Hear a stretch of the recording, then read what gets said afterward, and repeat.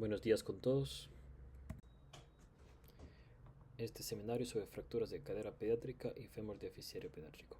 Soy Pedro Torres, residente de traumatología y ortopedia de la Universidad Católica de Chile, y mi tutor es el doctor Ismael Cañete, miembro del equipo de traumatología infantil de la Universidad Católica. Vamos a partir con fractura de cadera pediátrica. Las fracturas de cadera corresponden a un 0.3 a 0.5% en la población pediátrica. En su mayoría se producen por mecanismos de alta energía. Un 10% está relacionado a maltrato infantil, fractura en hueso patológico y patologías metabólicas. La edad promedio es en pacientes de 9 años y son más frecuentes en hombres que en mujeres, con una relación de 1.7 es a 1. Hay que tener presente que puede estar relacionadas en 85% de los casos a otras lesiones como trauma craneofacial, laceración esplénica, hemorragia peritoneal y lesión perineal. Además, siempre debemos descartar otras lesiones óseas, como son la fractura de pelvis o acetábulo, una luxación de cadera y fracturas ipsilaterales del fémur.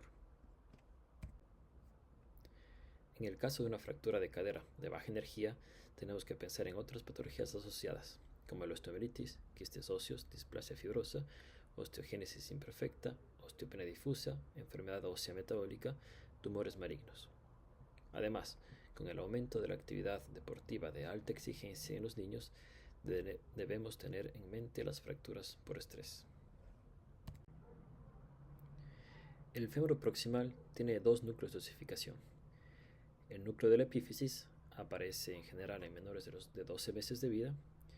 El núcleo del trocánter mayor debería aparecer en mayores de 4 años y el cervificiario se produce alrededor de los 16 años.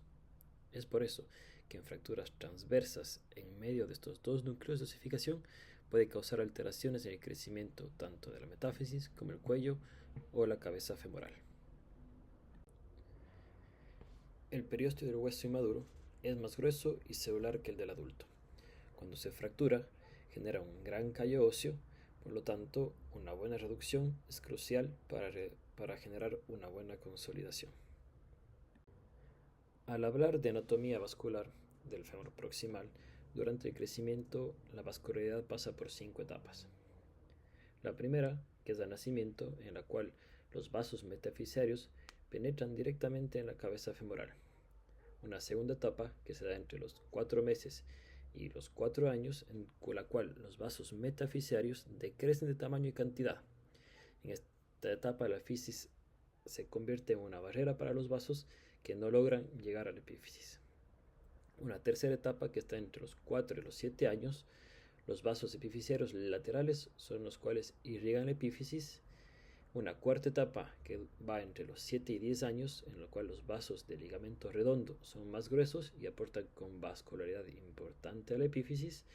Y por último, una quinta etapa, ya en la adolescencia, en la cual los vasos de la metáfisis, la epífisis y el ligamento redondo se anastomosan, generando una vasculatura más robusta. Habiendo explicado lo anterior, podemos decir que hasta los 4 años, tanto la arteria circunfleja medial, la arteria circunfleja lateral y el ligamento redondo son los principales aportes de la vascularidad de la cabeza femoral. Desde los 4 años en adelante, la arteria circunfleja medial y en especial la rama retinacular posterior inferior es la encargada de irrigar la epífisis. A los 8 o 9 años aproximadamente el ligamento redondo toma más importancia en la irrigación de la cabeza femoral y ya durante la pubertad todas las anastomosis se restablecen formando una red vascular parecida a la del adulto. Por lo tanto, durante la niñez la red vascular es muy compleja y precaria. Eso explica la mayor tasa de necrosis avascular al comparar las fracturas de cadera con la de los adultos. Esta imagen muestra cómo al fracturarse el cuello y desplazarse, la vascularidad de este se ve afectada. Además, se forma un gran hematoma de fractura, lo cual impide una buena perfusión sanguínea. La deformidad clásica en una fractura de cuello quirúrgico es el acortamiento, la medialización y la rotación externa. Todo esto está mediado por el iliopsoas, los glúteos y los aductores. En esta imagen se encuentra demarcado con rojo la zona posteromedial del cuello del fémur. Es la zona que mayor carga soporta en el fémur. Y cuando tenemos una fractura a ese nivel, si es conminuta, nos presenta una fractura con mayor inestabilidad que si es una fractura de rasgo simple, o si es una fractura incompleta que no llega a ese nivel. Ahora, con respecto a la clínica, en general, la gran mayoría de las veces vamos a tener una historia de un accidente de alta energía o una caída de altura. El paciente va a presentar un dolor en la región inguinal o también que puede estar irradiado hacia la rodilla. Va a tener una imposibilidad de cargar peso, una imposibilidad para caminar, y al examen físico podríamos ver una extremidad inferior que esté acortada y rotada externa. Siempre debemos hacer una evaluación complementaria, ya que se encuentra asociado a otro tipo de lesiones. Entonces debemos evaluar bien la cabeza, el pecho, la región maxilofacial, la pelvis y las extremidades. Dentro del estudio vamos a partir con la radiografía, en la cual pediremos una radiografía AP de pelvis y una cross table de cadera. Aquí tenemos que evitar la proyección en Lowenstein, ya que podríamos provocar mucho dolor o un desplazamiento de la fractura. En caso de tener dudas o no tener una imagen clara de la fractura, podemos pedir una tomografía, ¿no es cierto? Y en el caso de tener una sospecha de una fractura por estrés o una fractura de un hueso patológico, optaríamos por una resonancia magnética. Cabe destacar que las tomografías no son estrictamente necesarias, así que no son de uso rutinario. La clasificación que se usa en las fracturas de fémur proximal es la clasificación de Delbet, la cual la divide en 4 tipos. La tipo 1 es una fractura transfisaria, se divide en 2. La 1A, en este caso cuando no tuvo una luxación epifisiaria, y la tipo 1B cuando tuvo una luxación epifisiaria. La tipo 2 una transcervical, la tipo 3 una basis cervical y la tipo 4 una intertrocantérica. Les vamos a ir desglosando uno a uno en las siguientes diapositivas. La tipo 1 es una fractura transfisiaria. Esta suele estar acompañada de luxación de cadera en un 50% de los casos. Puede ser también consecuencia de la reducción de la luxación. Tiene un alto riesgo de necrosis avascular, aproximadamente un 75% en las luxofracturas.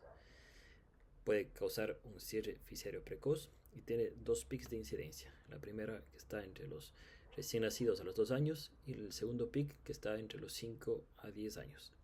Esta fractura se considera una fractura Salter-Harris tipo 1.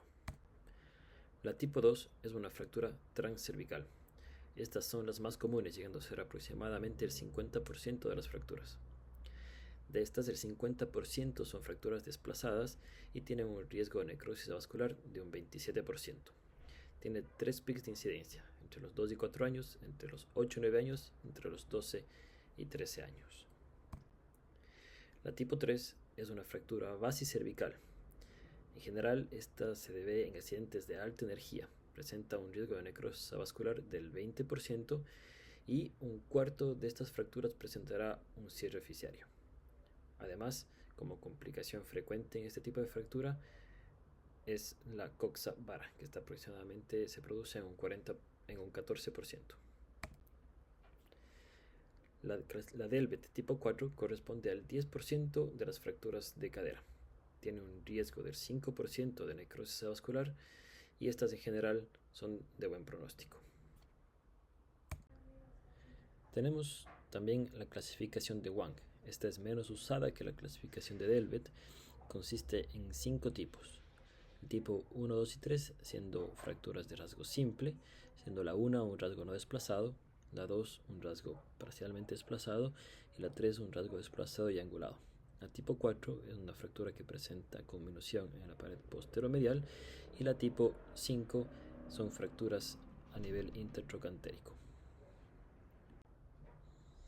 Aquí tenemos la clasificación de Wang en imágenes radiológicas de la tipo 1 hasta la tipo 5. Es muy importante cuando pensamos en el manejo de una fractura de cadera, una radiación precoz, ya que esta reduce el riesgo de necrosis avascular. Se sugiere un tratamiento en menos de 24 horas, ya que cuando es mayor a 24 horas tiene un OR de 4.17 veces de necrosis avascular. Además, una reducción anatómica reduce por sí mismo el riesgo de malunión. En cuanto al tratamiento, se puede realizar un tratamiento ortopédico mediante una maniobra cerrada de reducción. Esta maniobra consiste en una extensión, abducción y rotación interna más tracción, como vemos en los dibujos. Además, en caso de no lograr una buena reducción con una maniobra cerrada, podemos hacer una reducción abierta. Esto se realizará con un abordaje anterior, anterolateral o lateral, según la preferencia del cirujano. Tenemos ciertos criterios para ver si una reducción de una fractura está anatómica aceptable o inaceptable. En el caso de ser anatómica no se ve ningún desplazamiento o angulación. Aceptable se considera menos de 2 milímetros de desplazamiento y menos 20 grados de angulación, e inaceptable se considera más de 2 milímetros de desplazamiento o más de 20 grados de angulación. El tratamiento en general se basa en la clasificación de Delvet. En este caso, tenemos para la tipo 1, en la que en la 1A se realiza una reducción cerrada y una fijación interna. En menos de 2 años se puede usar un yeso pelvipedio. En menos de 4 años podemos hacer esta fijación interna con agujas K, y en más de 4 años se puede usar tornillos canulados. En el caso de la 1B se realiza una reducción abierta y fijación interna. Para las tipo 2 debemos hacer una reducción anatómica con fijación interna. En este caso se prioriza la estabilidad antes que la fisis. Así, en caso de tener que pasar por medio de la fisis con los tornillos, esa será nuestra prioridad, la estabilidad. En menos de 2 años se utilizan agujas K, o se pueden utilizar agujas K, y en más de 2 años se utilizan tornillos canulados. En las fracturas tipo Delvet 3, cuando no son desplazadas, podemos usar un yeso pelvipedio, y si es que son desplazadas, tenemos que hacer una reducción y una fijación interna. En menos de 3 años se recomienda hacer esta reducción y fijación interna con agujas K. En 4 a 10 años, en niños de 4 a 10 años, se utilizará tornillos canulados, y en más de 10 años podemos utilizar tornillos canulados o un DHS pediátrico. Y para las tipo 4, cuando son no desplazadas, podemos pensar también en el uso de un yeso pelvipedio. Si es que son desplazadas, se realiza una reducción y una fijación interna. En este caso podemos usar un DHS pediátrico o una placa bloqueada. En este cuadro resumen se presentan las recomendaciones para la fijación interna de las fracturas de cadera. Siendo entre 0 y 3 años se prefiere usar agujas K, y en mayores de 4 hasta los 10 años podemos usar tornillos canulados 4.5 o 6.5, y en mayores de 10 años podemos usar tornillos canulados entre 6.5 y 7.3. Eso hasta la tipo 3. En las tipo 4 se prefiere usar en 0 a 3 años un DHS pediátrico o una placa con tornillos corticales. En la edad de 4 a 10 años, una placa, y en mayores de 10 años, un DHS pediátrico o una placa. Dentro de las complicaciones, la más temida es la necrosis avascular. Esta se presenta entre los 2 a 12 meses de la fractura, así que tenemos que hacer un control rutinario mínimo hasta el año post-fractura. Según la clasificación de Delvet, la tipo 1 presenta hasta un 40% de riesgo de necrosis avascular, la tipo 2 hasta un 27%, la tipo 3 hasta un 20% y la tipo 4 hasta un 5%, siendo un global del 59% de riesgo de necrosis avascular. Tenemos también factores de riesgo relacionados a esto. Entre los no modificables tenemos el desplazamiento inicial, o que sea una fractura tipo 1 o 2, y también la edad mayor a los 10 años, esto debido a la vascularidad que se presentó previamente. Y entre los factores modificables tenemos el tiempo hasta reducción, que debería ser menos de 24 horas, la calidad de reducción, en la cual buscaremos hacer una reducción anatómica, el realizar la descompresión del hematoma de fractura y buscar una buena estabilidad. Otra complicación es la malunión. de la cual la coxa vara, en la cual implica un ángulo menor a 120 grados, se presenta en el 18% de los casos y es más común en las tipo 1, 2 y 3. Otra complicación es el cierre fisiario, que está entre el 5 al 65% de los casos. Cuando es parcial, este puede llevar a una coxa vara o coxa valga, dependiendo de dónde se produzca este cierre, y también puede llevar a una discrepancia de la longitud. La unión está en un 11% de los casos.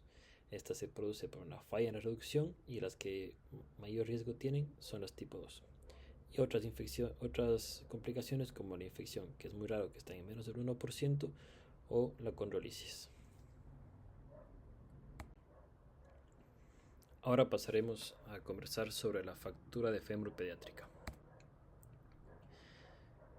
Tanto en su epidemiología, aproximadamente corresponde al 1.6% de fracturas en niños.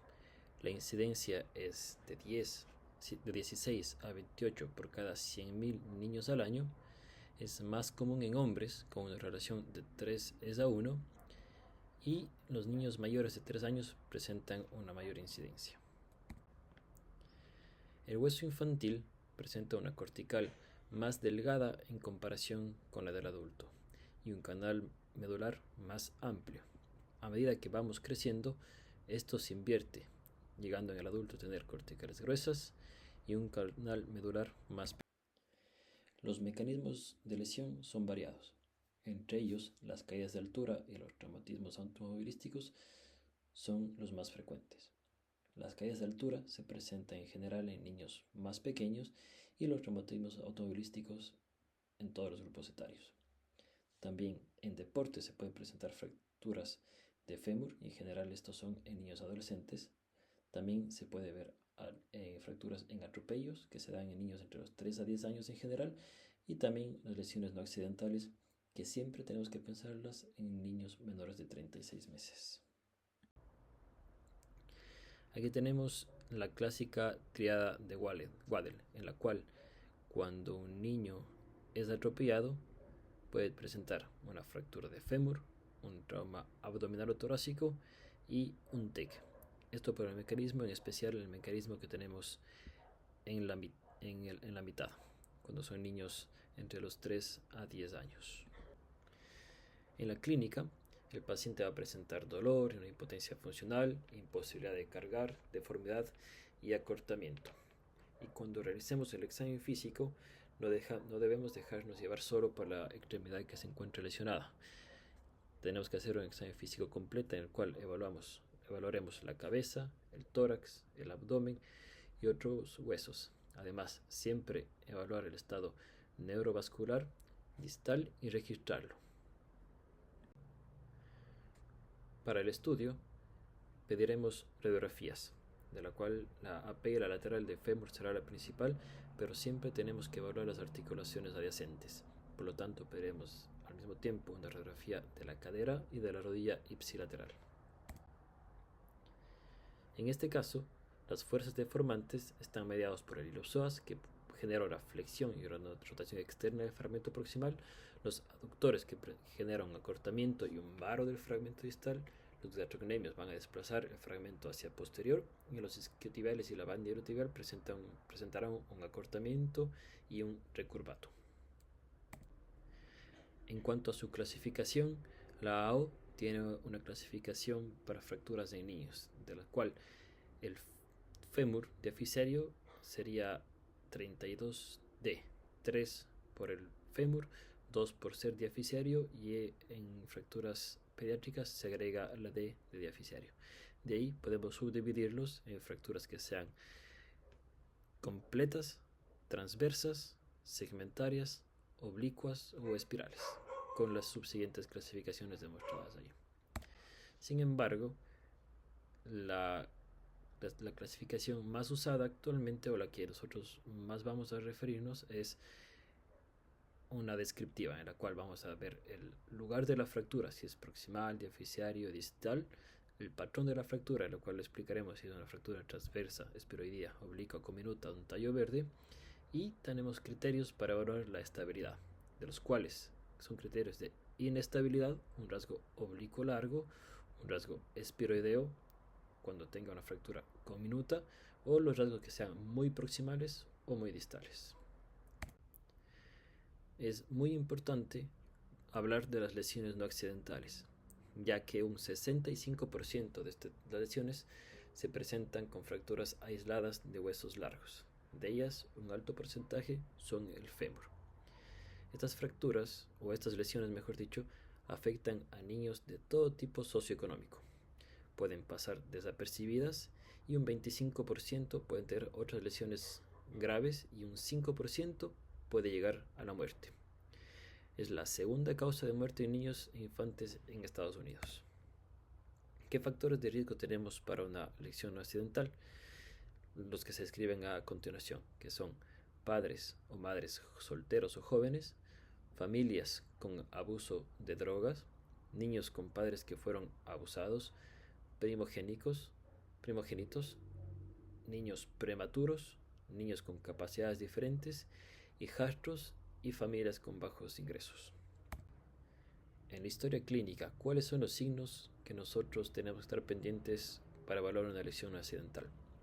Una historia clínica inconsistente, un retardo en la consulta, una historia de trauma no compatible con la lesión y un acompañante hostil o indiferente.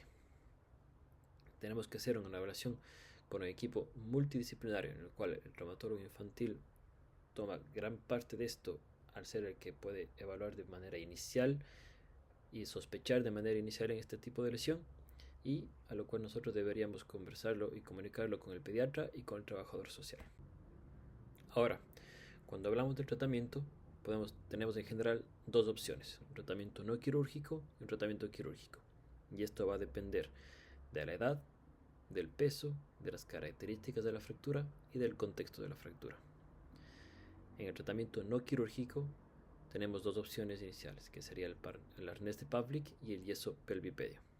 En cuanto al tratamiento quirúrgico, tenemos la placa submuscular, tutores externos, el TEN y el clavo endomedular.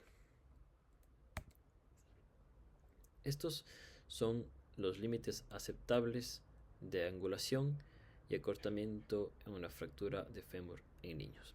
Entonces tenemos que entre los 0 y 2 años un ángulo aceptable de varo-valgo está entre 30 y 40, en la visión antero-posterior 30 grados y un acortamiento de máximo 1.5 centímetros.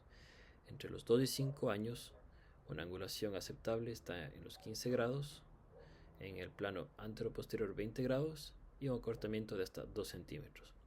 Ya a los 6 a 10 años el varo y el valgo tolerado es menor, siendo este de 10, en la visión antero-posterior máximo 15 grados y un acortamiento máximo de 1.5.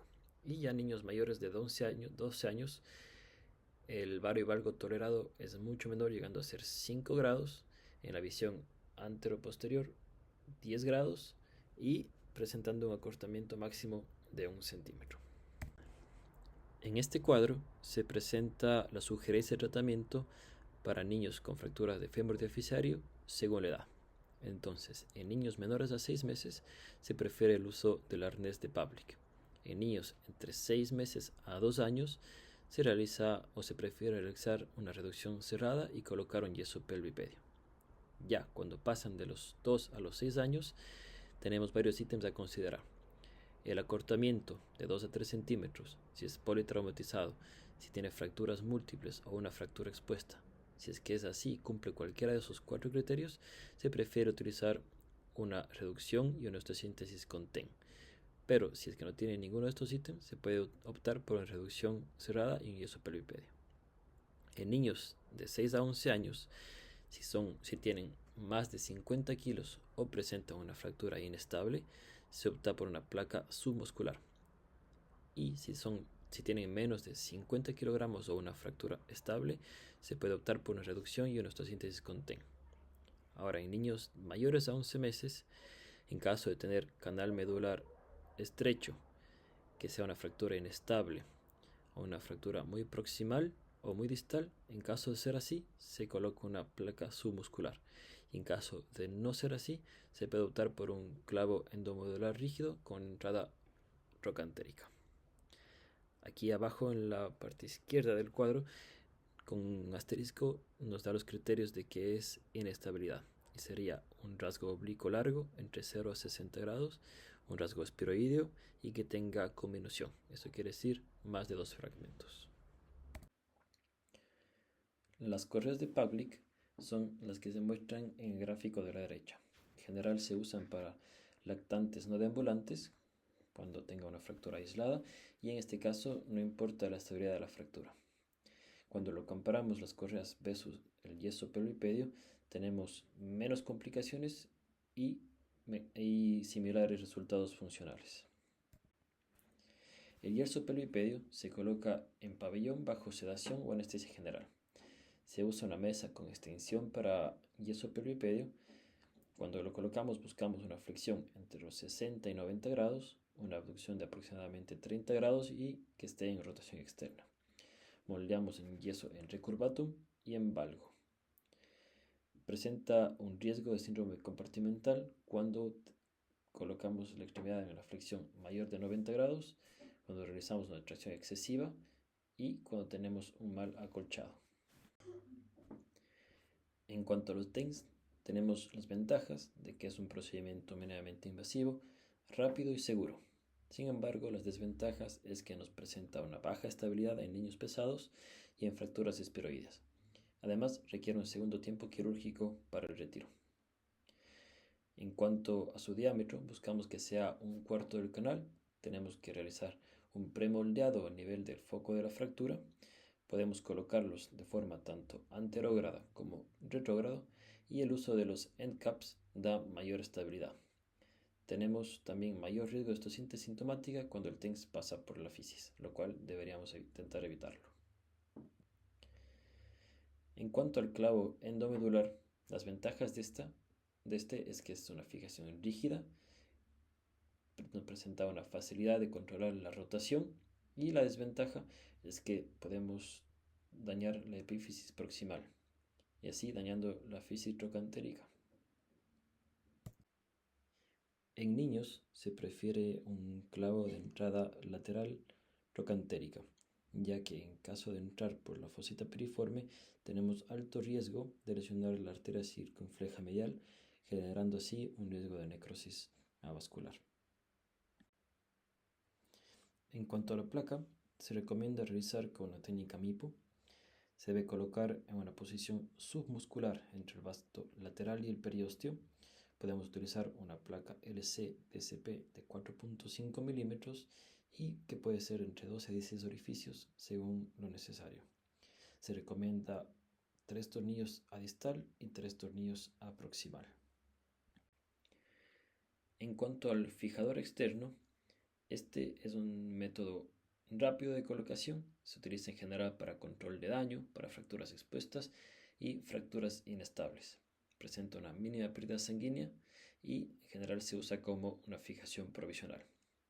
Tiene más complicaciones en comparación con otros métodos cuando se usa de forma definitiva.